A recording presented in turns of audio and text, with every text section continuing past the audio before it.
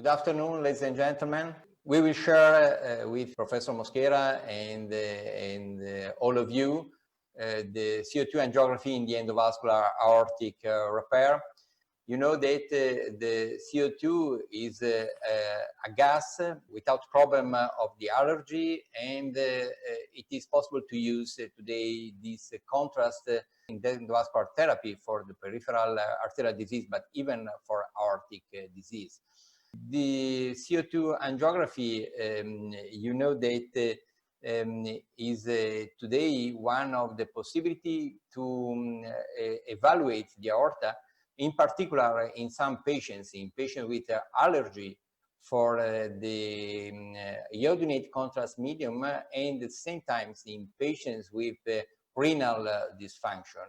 The renal dysfunction is one of the main problems, you know, when we use iodinate contrast medium, because in patients with dysfunction of the renal activities, we have a high risk of contrast-induced nephropathy in EVAR. Generally, the contrast-induced nephropathy have some clinical aspects after 2 or 3 days after the procedure, and range between 2% and 60% in the experience of the literature.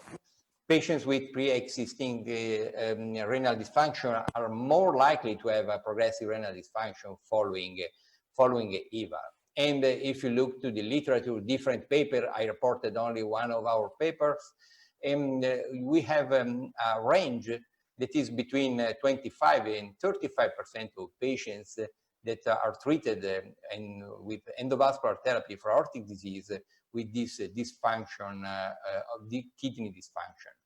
If you look to the follow-up from this systematic review and meta-analysis, you can see that 1 year renal function deterioration is about 18-20% in the literature. And generally, the renal deterioration is associated with an increase of the mortality in the follow-up of patients treated for an aortic disease with endovascular repair. Then it's very important to discuss about the modality to mitigate or minimize the effect of renal function in these patients. And one of the possibilities is to use some contrast without any damage to the activity of the kidney of our patients. We know that the CO2 is not nephrotoxic and not allergenic gas, and from the literature we have a different support regarding the use of this contrast for patients with aortic disease.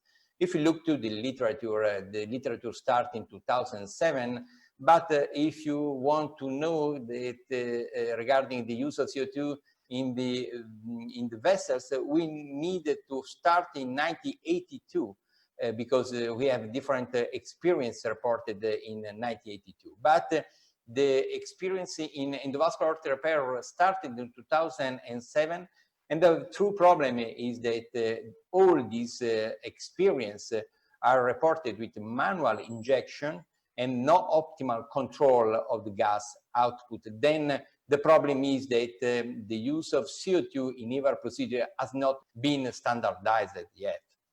Recently, in the last years, we had the opportunity to have a CO2 angiography with the automatic injector, and then we started our experience regarding EVAR and BEVAR with this modality, and to reduce the risk of contrast-induced nephropathy. I reported here our first paper published in 2018 regarding the evaluation of CO2 angiography in EVAR treatment, and we compared the CO2 angiography with the angiography with iodinate contrast medium. We used a comparison between the two different modalities, and the CO2 angiography was delivered through a brand new automatic injector, the AngioDroid system. We used pressure between 300 and 500 and volume between 80 and 100. And the end points of the study were the visualization of renal arteries, the visualization of internal iliac artery, the detection of endoleaks, and the safety of CO2 standardized automated injector. We collected 31 patients and we evaluated the results comparing the two subgroups of patients. You can see again the percentage of patients with renal dysfunction before endovascular repair was 32%, and we used suprarenal infrarenal fixation in the same percentage. The visualization of the lowest renal artery in 61% of cases, and a good visualization of the distal landing zone, and good visualization of hypogastric artery in all patients that we treated. In our experience, we have about 39% of patients without visualization of the distal renal artery, and the problem is that the CO2 is a gas, and we have with a gas the buoyancy, and the problem is that with iodinated contrast, if you inject iodinated contrast, you can see totally the aorta, but if you inject CO2, you can see the anterior part of the aorta and the visceral vessels with the origin and the ostium in the anterior part of the aorta. If we have a renal artery in the posterior part of the aorta, could be difficult to visualize the renal artery in patients with aortic aneurysm. In our experience, endoleak type 2 was visualized in 32% of this group of patients, and we compared CO2 and in iodinated contrast medium, and you can see the differences between the incidence of the endoleak type 2 between the two subgroups of patients, and you can see clearly in this image the difference of the visualization of endoleak type 2 between the two methodologies, the two angiography. And if you evaluate the different patients with type 2 endoleak, you can see in our experience that the ultrasound with contrast and the iodinated contrast medium showed a poor agreement, but the agreement was very similar and very good when we compared the CO2 and the ultrasound with contrast. This was well stressed even in the literature in this paper of GVS in 2015.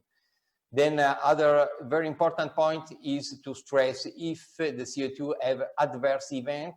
And in our experience, we had 3 patients with severe hypotension, 2 patients with nausea and vomiting, but only during a short period of time, and all symptoms solved spontaneously. In conclusion, after our preliminary experience, the CO2 angiography is safe. We can visualize perfectly the hypogastric artery and the type 2 endoleak. We need to improve the visualization of renal arteries when the ostium of renal artery is in the posterior wall of the aorta.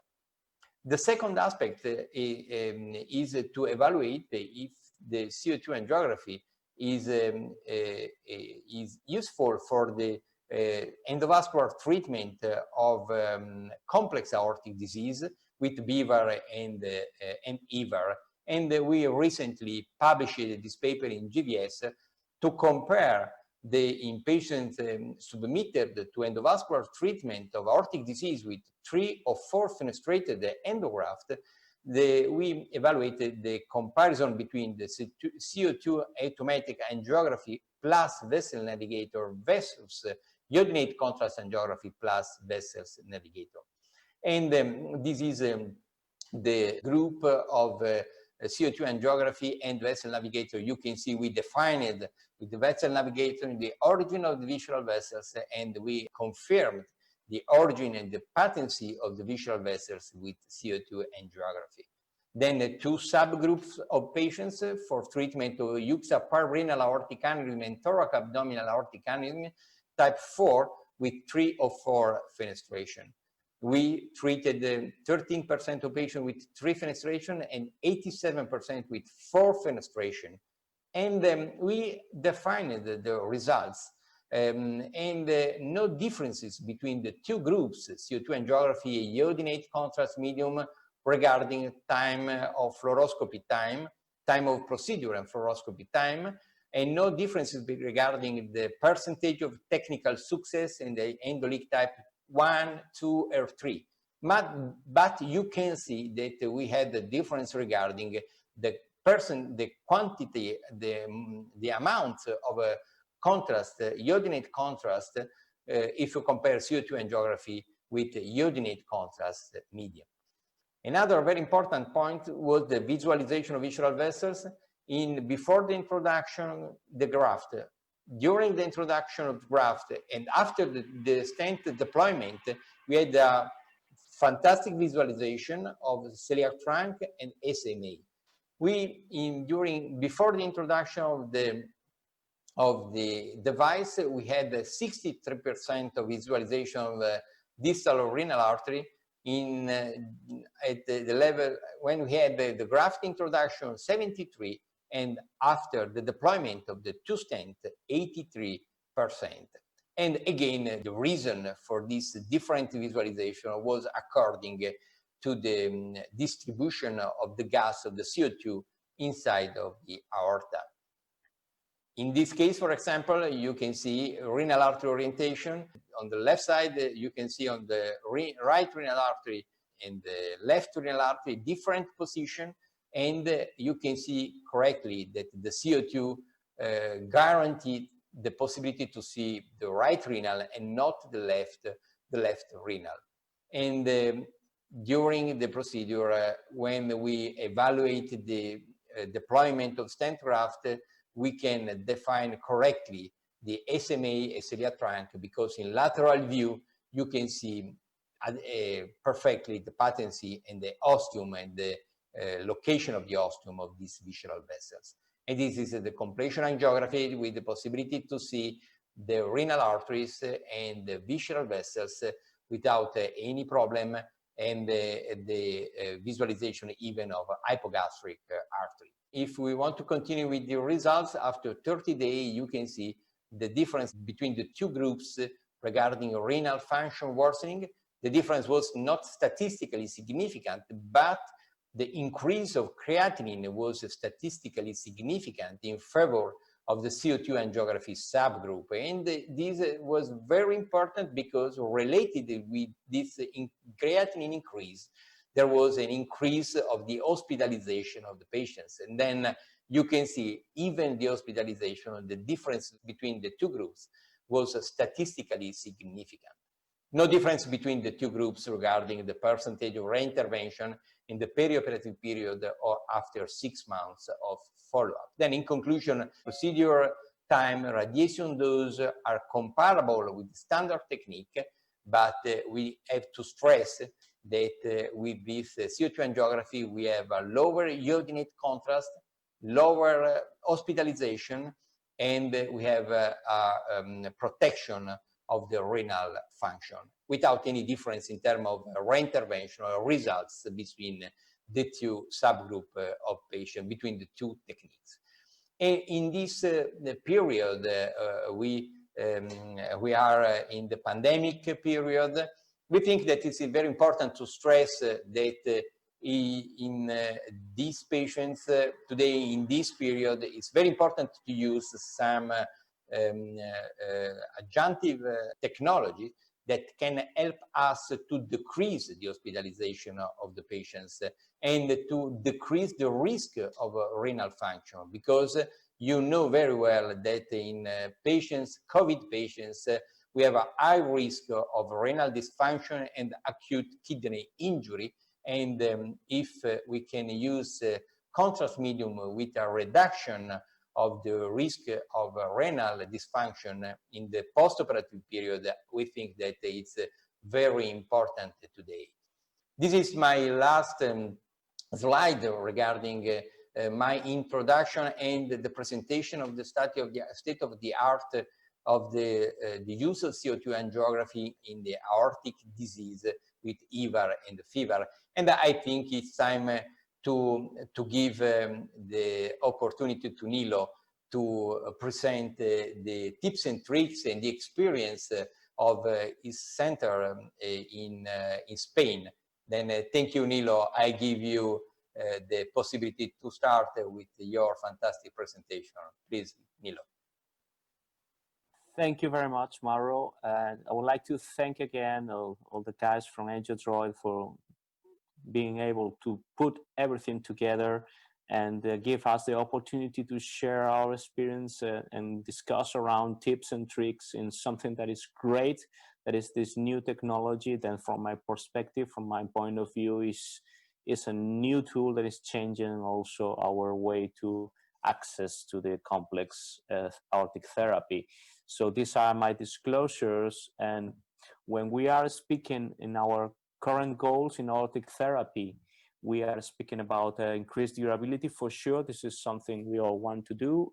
We want also to improve our clinical results, and this is nothing related to the image, but we are also, it's very important for us to reduce the complications related to the procedure. And this is basically the nephrotoxic contrast usage and radiation. And this is even more critical in complex aortic therapy, because in complex aortic therapy, the damage is higher in terms of contrast usage and dose of radiation. And this is very, very good known from many years ago. Mauro was making an overview of their experience with the CO2 injector, but we know from the beginning of the EVAR that the renal function is an issue. And it's an issue through all the experience of the therapy, not only in the follow-up, also in the first times. We were able to reduce the follow-up usage of contrast, of iodine, with change of the follow-up protocols, taken more to the ultrasound and less to the contrast, enhanced CT scan. But there are some issues that we were not able to sort out, and that was the need for contrast reduction also in the intraoperative therapy. And this was very good done for the follow-up, but not so good in the intra-op. And why? Why we weren't able to reduce this? Because we didn't have so far an alternative technique to the iodine. The former systems with CO2, that is the other contrast we can use, were somehow too bulky to use, and also in the same way not really usable, because the image that was displayed with the contrast with the CO2 with this kind of system were not in a very good quality for the simple EVAR, and for sure for the complex, not possible. And this is the place for the new technology that Angiodroid took to the hospitals and put in our hands. So we were able to do this kind of procedures using an alternative to the iodine contrast. And there was a very good evidence increasing from peripheral arterial disease that in the very beginning we thought can be this technology applied to EVAR, and Mauro did a very good job proving to everyone that this can be useful for the regular EVAR. But if we think about in the evidence, this is very important, not only in the intra-op, also to increase and to boost the power to detect type 2 endoleaks and all these kind of complications that if we can identify much better in the very, very beginning, it's better also for the follow-up. So if we ask if this technology can be applied to complex EVAR repair, again, Mauro showed us that it is doable, but it's my time to show you some tips and tricks and how to do this if you are working in a not so state-of-the-art hybrid room technology system, as I was for many years.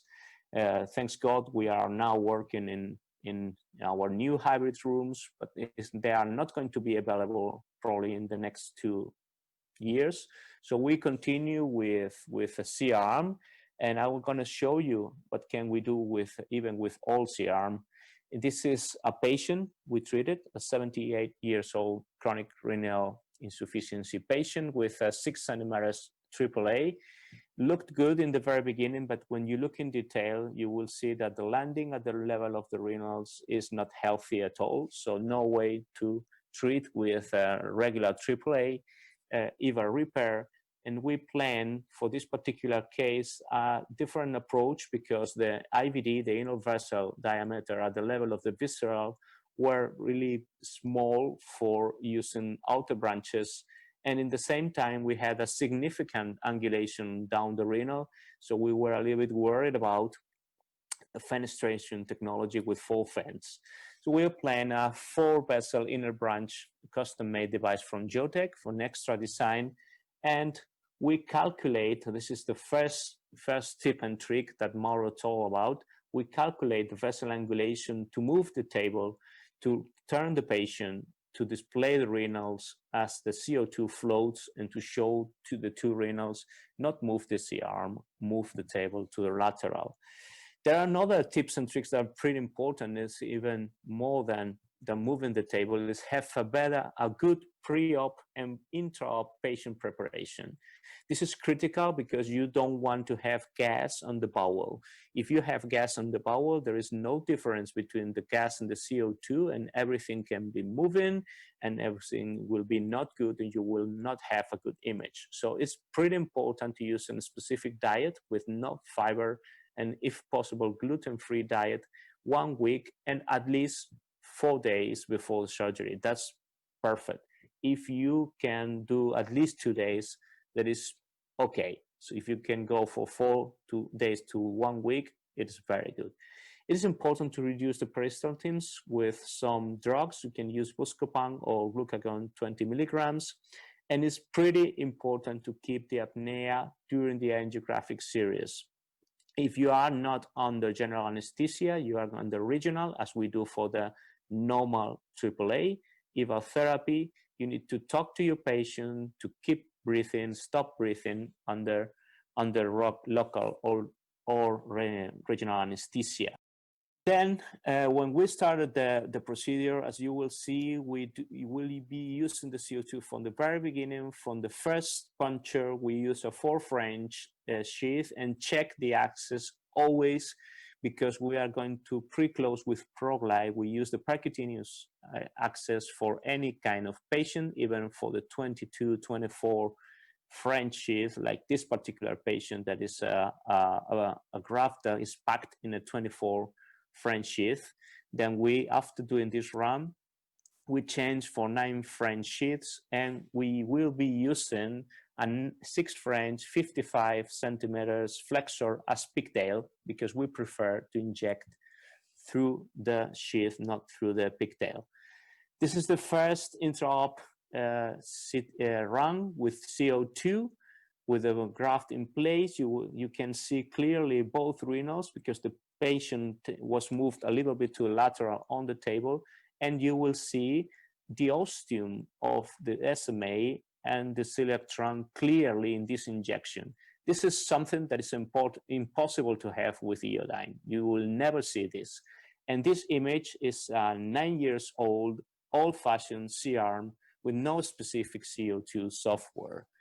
So after this first injection, of course, this is not an angio suite, so the circles is a PowerPoint trick. It's not the machine.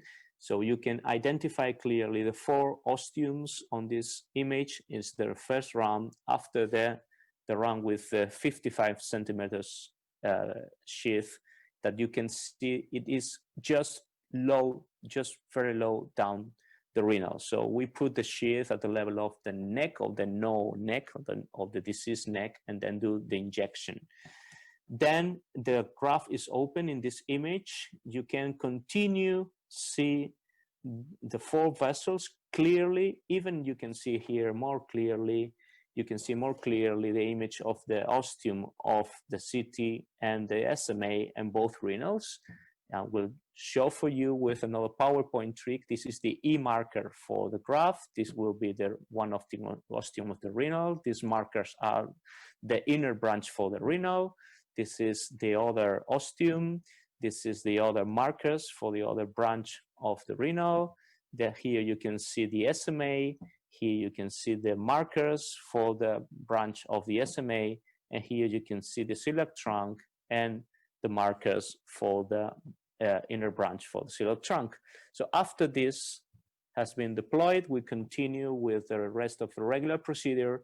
And if you don't like to see the white images, the only trick you could perform with my old-fashioned C-arm is change from white to black, but just for you to be more like the usual image you have with the regular iodine. This is the 3-FAB approach. So we are using 3 pieces, and the contracannulation incising and injection is performed through the 9 French sheath we have placed in the very beginning in the puncture of the femoral artery. And then ipsilateral extension, sizing, and again, if you don't like it in white, you can put in black, but just with post-processing. This C-arm is an Siemens Advantic, 9 years old, so no CO2 software. And then, if you have a very nice guy for AngioDroid on the OR, like we have David Mendez working in the OR, it can help you a lot with the post-processing of the image. This is something you need to do if you want to boost the performance of the system. And you can see how with post-processing, the image change a lot, and you can see clearly much better with the same round, just working a little bit with the C-arm. Again, a 9 years old, old-fashioned mobile C-arm. As you can see, after deployment of the inner branch module and the connection with both iliacs, then we continue, we do it a run, in this time through the 20 French 33 centimeter sheath, because after taking out the system, we normally downsize the sheath to help the graft and to help the pre-close to be more accurate. Then everything looked good. We closed both groins, and as we normally do, we went, here you can see, in black, if you don't like in white. And then after closing, we went to cannulate one by one, as we normally do, the branches, starting, as is my preference, for the SMA. I know the other colleagues prefer to start from the celiac trunk or even start from the renal, but I will prefer to make a secure cannulation of the SMA, as this is the more important vessel in my perspective.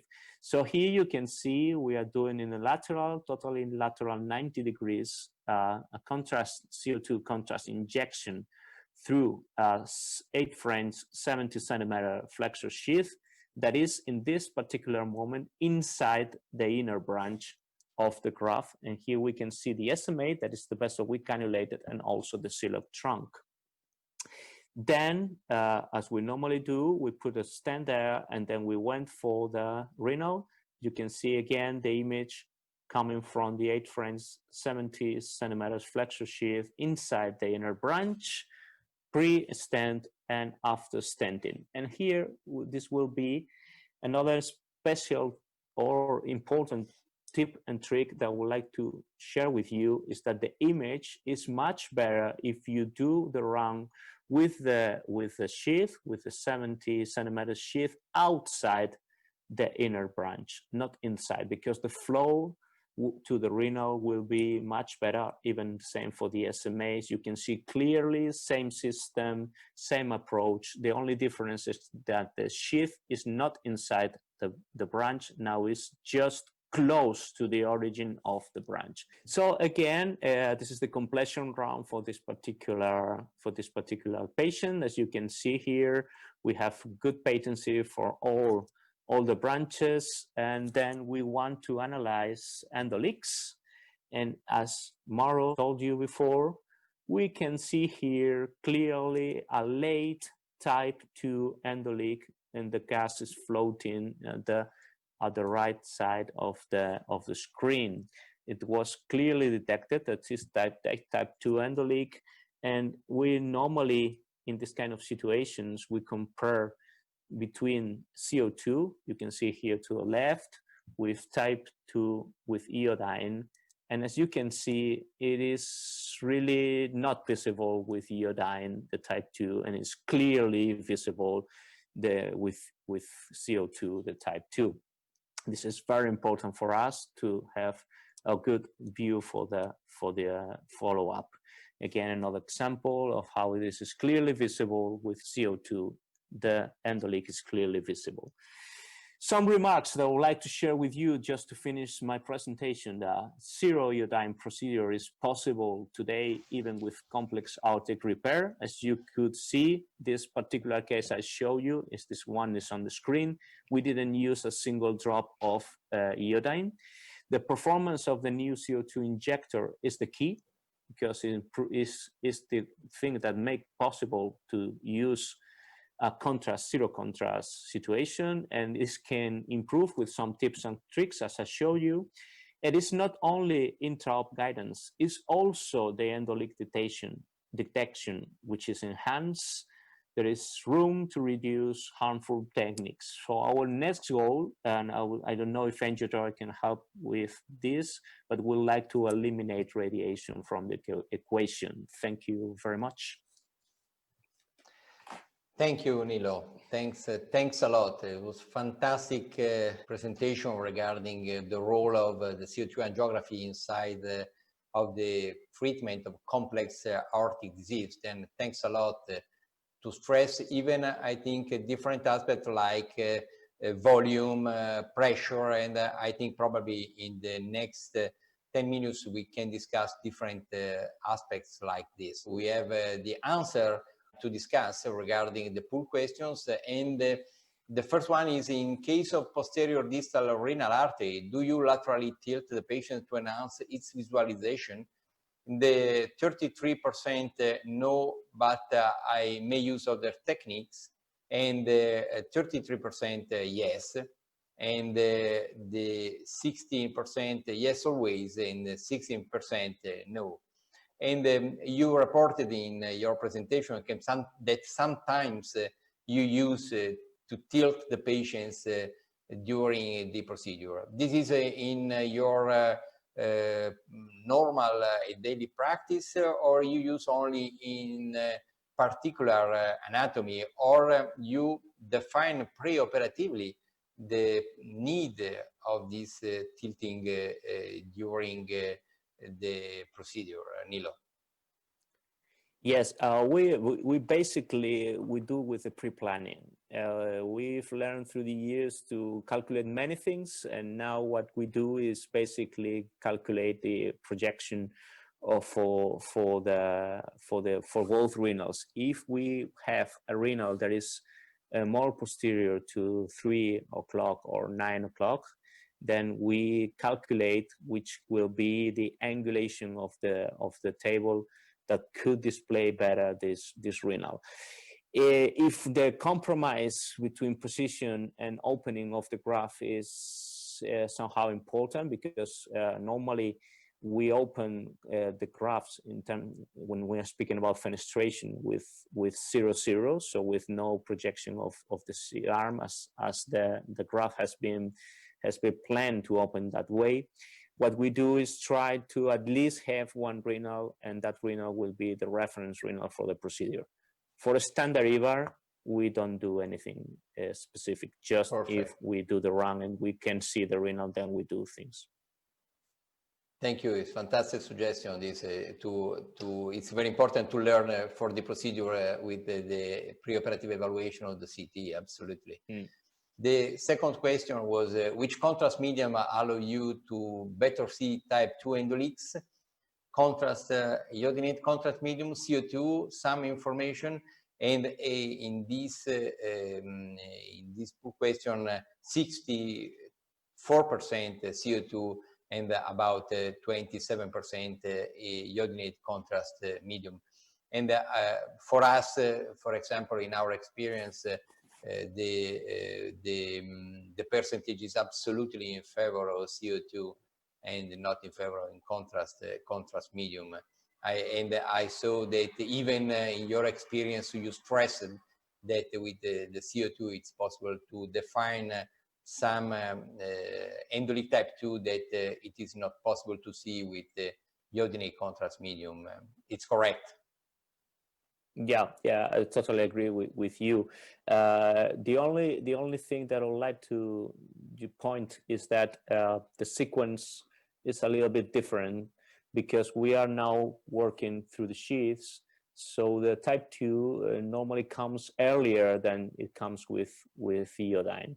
So this is something very important to take care, because if you are injecting through the groin sheath upwards, and then the contrast goes to the hypogastric artery earlier, and then it goes to the sac earlier on. So it's not only more visible, also it comes earlier than with the iodine. And this is something that in the beginning it's a little bit different what you're used to, and it can make the difference between a type 1B endoleak and a type 2. But you will see clearly, because with the CO2 you can see the lumbar feeding the sac in that sequence. And this is something that is visible in my old-fashioned mobile C-arm. So with a hybrid room, you will see even a very, very, very tiny small lumbars feeding the sac. It's true, it's true. The other question, which kind of introducer catheter is your first choice for injecting a contrast medium in aorta during complex EVAR FEVAR procedures? And you can see 50% in long introducer and about 42% in pigtail, and 8% zero side hole catheter, then only one hole at the tip of the catheter. I think that depends of the different approach of the single center. I don't know if you agree, because you know, the CO2 is ultra low, have a ultra low viscosity, then we can use without any problem inside of catheters, pigtail or one hole catheter. But sometimes with the longer introducer, you show that it's possible to inject very close to the renal with the flexor. I saw that this is your choice, and you can improve the modality to visualize all the visceral vessels, but in particular the distal renal artery. Then yep. I think that this is another technical point, a very important technical point. The other question is, which is your main concern related to systematic use of CO2 in aortic surgery? Image quality, 41%, different workflow and interpretation, 41%, and the cost, 16%. I'd like to have your comment, Nilo, regarding this, because you know, the costs are very important for all of us today, absolutely, but we treat patients, and then the quality of the image is absolutely important for all of us. What is your choice in this different answer? Yeah, well, I would like to just to share with you two things. First of all, if you make a detailed evaluation of cost, CO2 in the long run is cost effective. It's not only about the price you pay for the injector and all the things you need around to use it. It's just the evaluation of the iodine contrast you are not using. That is not cheap. Iodine contrast is expensive. And also in terms of, as you have demonstrated in your papers, the length of stay and the complications that are related to the contrast are lower with CO2. That's the first thing. And the second is just a joke or something that I would like to share with you. And this year I presented in Link Congress one of my cases with the new conformable C3 in a round table around technologies. And this case was done purely on the CO2. So I was speaking with the moderator, with Mark Zambik, before starting the presentation. And Mark said, well, are you sure you're going to show that? Because CO2 is not all very visible. And then I did the presentation, and he was like amazed about this. Say, how can I get one? You know, so, and again, when it was with my old-fashioned C-arm. So after I say, hey, Mark, this is with my old-fashioned mobile C-arm, say, you are kidding me, it's impossible. So this joke that I tell you is just to illustrate that the first-hand experience it is very important. And people from AngioDroid, they are very keen to make demonstrations on site. When you see how it looks in your C-arm, in your system, and the image quality is so good that you want to have it. So it's just image quality is not an issue around that. Different workflow and interpretation is a very important thing, because you need to adapt yourself to have a different view of the rounds and to do them differently, and to make the proper selection on the flow. With the automatic programs, they work very good, but sometimes you need to make a different selection. So the workflow is important. You need to adapt, but everything is improving, and your patient will be better with this small adaptation. And in this moment in our lives, we are adapting all the time to new things, so we are used to. Thank you, Nilo. Perfect. Perfect. And we have some questions. Do you have any tips about how to inject CO2 during complex aortic procedure? I mean, long sheath, catheter, pigtail. Is only to stress again, because this is one of main topic, how it is possible to inject the CO2 with a good visualization. What do you think? We can stress that for the complex aortic procedure, we have only one modality, or we can use different modality according with this, the different possibilities that we have, or different modality of the daily practice of all of us. Yeah, I think you have two possibilities, but from my perspective, I only use long sheaths. I only use the sheaths that I have planned to use for the groins. So if we are going to go with a contra sheath of 12 or 14 French, then we use the 12 14 French to inject. And we are using the flexor we are going to use for make the catheterization of the fenestrations, if we do fenestrations, or we are going to use these flexors that we are going to use for the branches. So basically we will be using 6 and 7 55 centimeters flexor sheath if we are doing fence, and we are using the 8 French 70 centimeters flexor if we are doing branches.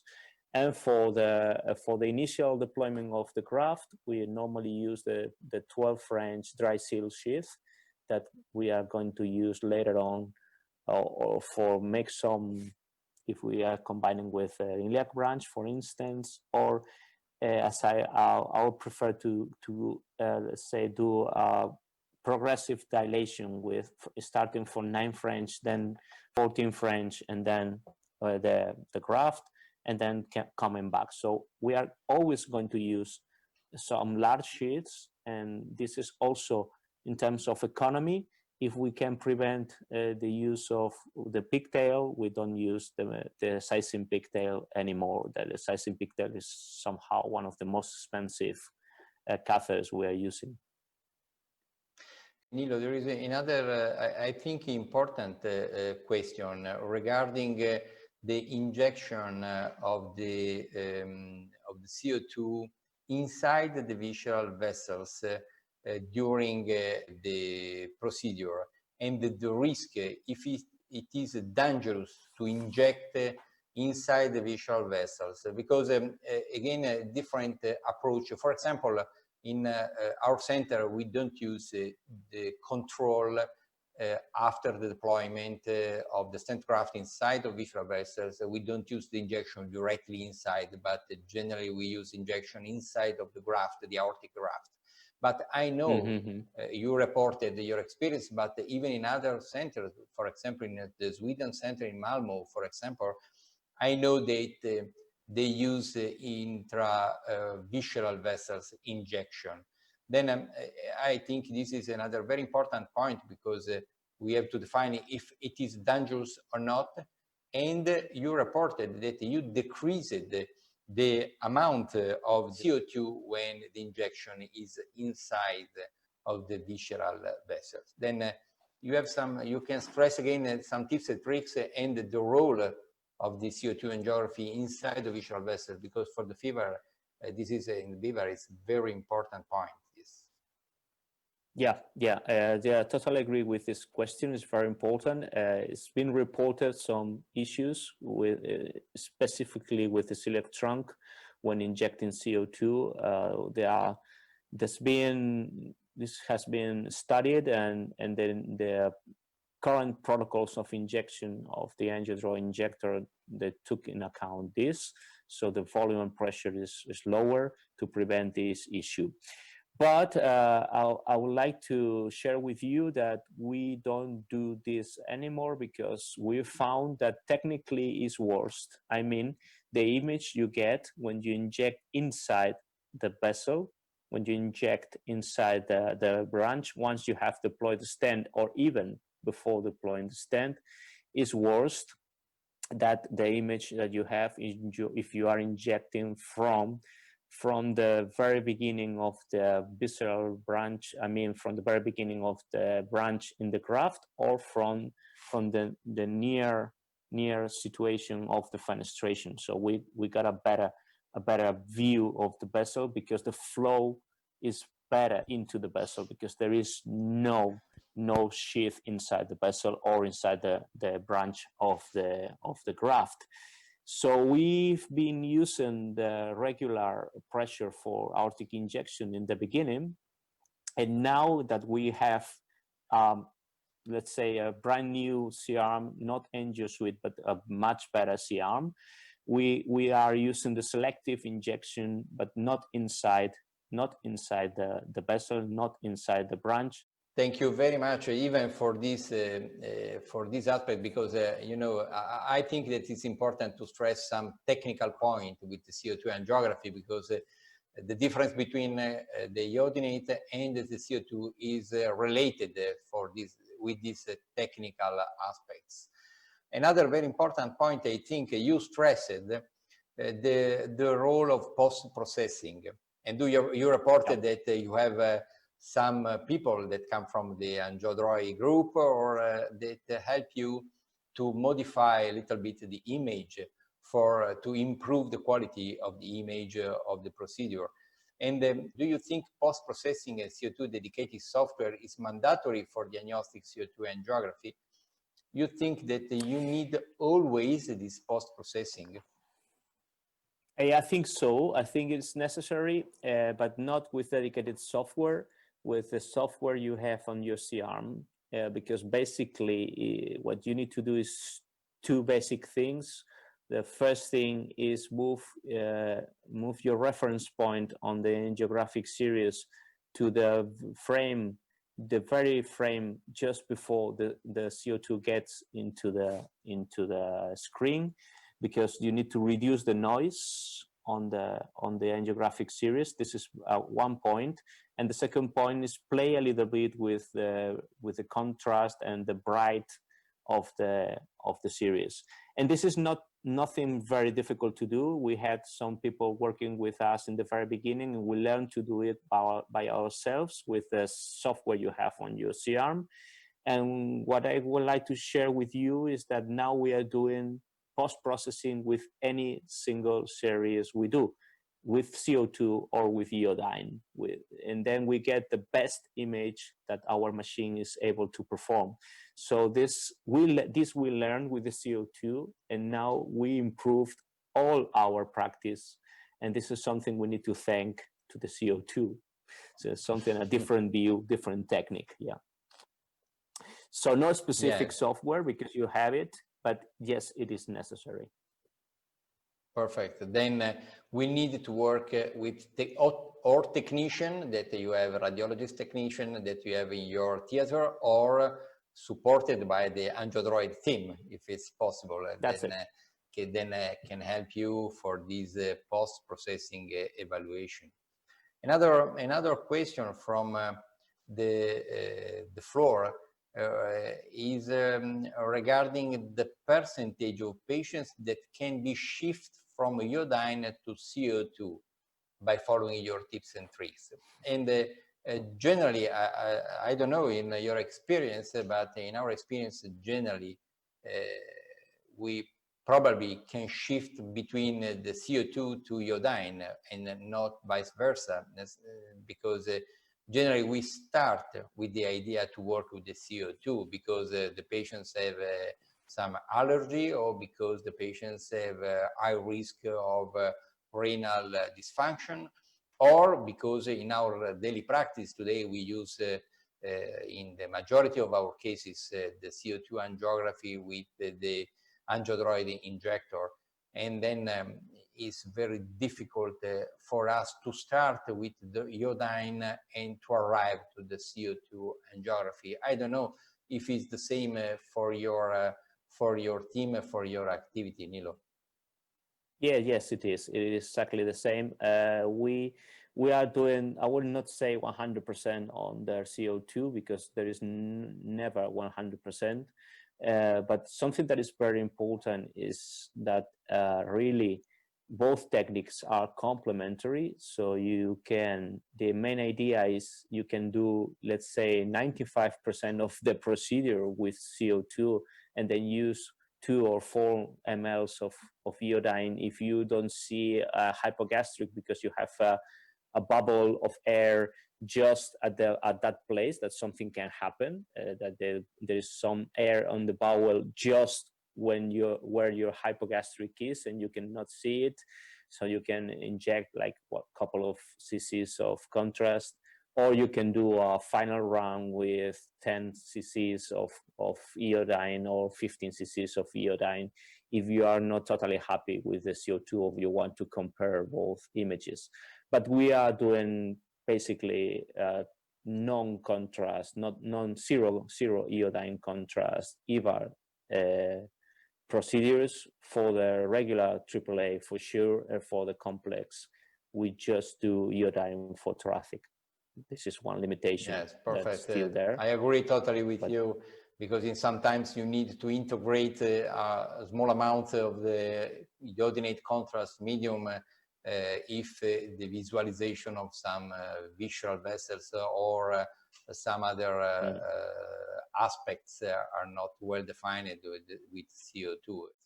And we spoke about the role of CO2. We spoke about the quality of the image, the possibility to decrease the percentage of renal dysfunction. But another question that generally is reported during meetings are, okay, but you have some complication related to the CO2 in aortic disease. You have some problems regarding the use of CO2. We know that in our experience, the percentage is very low. I reported our experience in my previous presentation regarding the percentage, and that the majority of symptoms are related during the procedure, but for a very short period of time, and without any long-term consequence, long-term dysfunction of the different aspects of the patients. Do you have some complication that you had in your experience, important complication, adverse events that you want to stress for this question, Nilo? No, we really didn't have. We have experience that is quite similar to yours. In these last 2 years, we have 2 patients with this kind of GI symptoms and some kind of hypotension, two patients, but no more than that. And they were like for a couple of minutes, and nothing important happened later on. I think it's somehow, not from my experience, but from other colleagues' experience, I think it's somehow related to repeat injections. So a lot of injections and more injections and more injections, because this is something that happened with CO2, that as you can use it because it's non-nephrotoxic. In the very beginning, you do more runs than normal. This is related to the next question regarding the maximum amount of CO2. We have a review of the literature published in GVS in 2017, and even in this review, the authors that come from United States they don't stress the maximum amount. They stress the possibility to have excessive dose and different, very close injection of the excessive dose of the CO2, but without any definition of the maximum amount. We, in our experience, don't have this problem regarding maximum amount. We use, like you, the volume and pressure in the injection, and generally we don't repeat very close the injection because we know that the possibility to go out of the CO2 is very fast, but we don't sometimes we don't need to repeat frequently immediately the angio with CO2. I don't know if in your experience you defined a maximum amount of CO2 or you defined the amount for single injection only. Yeah, we have exactly the same experience like you. When we started our experience, we discussed with our anesthesiologist around these limits, and what they told us is that if you don't put a whole, let's say, bottle into the patient with the breathing, the CO2 goes out of the body really fast. So they have not concerns around maximum amount of CO2 injected in terms of total amount, but we are concerned about repeat injections. So repeat injections very close is not a good way to work, not only for the CO2, also for the radiation. I wanted to conclude probably with this other question regarding the learning curve for the CO2 angiography. If there is a learning curve for the CO2 angiography in EVAR and FEVAR. In your experience, you had a long period of learning curve, or you think that for vascular surgeons, even we are probably unfamiliar for this technique in general, but I think that if you work in theater, I think that and we use EVAR with the iodinate contrast medium, we don't have any problem to use the CO2 angiography. Probably we need to work in the post-processing. We need to learn better the interpretation of the image, but I think that if there is the possibility inside of the single center to have a study of 10 cases to compare iodinate contrast medium and the CO2 angiography, I think that this is enough to have experience to start with the experience with CO2. I don't think that we need a long period of learning curve. I don't know. This was our experience for me, for all the young people, even in my team. But I don't know if for you and your team is the same. Yeah, it was the same. We did our learning curve with a regular EVAR, and then when we moved to the complex, what we found is that we had a couple of things to learn, like don't inject inside the vessel, do outside the vessel, and then use long sheath instead the pigtail, and not more than that. Because when we found that the SMA and the celiac were so easy to spot, even in AP view, where you can see the ostium, the round ostium in AP, it was like, oh, this is wonderful. And so our learning curve in complex was really easy, probably a couple of cases enough to identify how it worked. But we started for sure with the simple cases, with regular EVAR, with occlusive disease for the iliacs and also lower limb. In lower limb, unfortunately, with our C-arm, we had not very good experience in the very beginning. And then in that situation, we needed to go with a longer learning curve. But for the aortic therapy, it was really easy. Very good, Danilo. I think that we can speak even for other 2 hours probably, because we have a lot of things to discuss, but probably we have to stop our webinar. I think that was a great experience for me to learn from your experience. And I think that in this virtual roundtable, we stressed the role today of the CO2 angiography with the automatic injector in our daily practice. I think that with this new technology, we can reduce absolutely the risk of treatment of our patients with good quality, with the good image and the quality of the image, and to improve even the possibility to define intraoperatively the endoleak type 2. And another very important point that we stressed was the role of the CO2 angiography to decrease the hospitalization of patients and to decrease the risk of renal dysfunction in the post-operative period, that we know is very important even for the survival of patients in long term after EVAR or FEVAR. And I thank you very much even for your tips and tricks regarding the use of the CO2 angiography in FEVAR. You reported different very important point, how to make an angio, which kind of catheter or sheath you have to use, which kind of volume, which kind of pressure.